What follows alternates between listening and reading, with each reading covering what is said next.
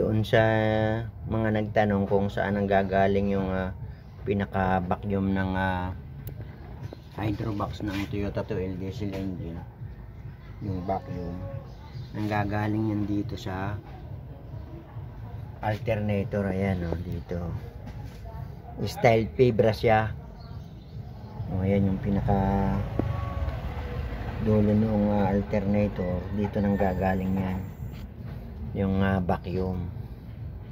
Ayan, style fibra na humihigop dito sa hydrobox ng Toyota 2L diesel engine. Yan yung tubo niya papunta doon sa alternator. Yung ganun lang yung kasagutan ko doon sa nagtanong na kung saan nanggagaling yung vacuum ng hydrobox. Dito yan sa alternator. Okay, ganun lang.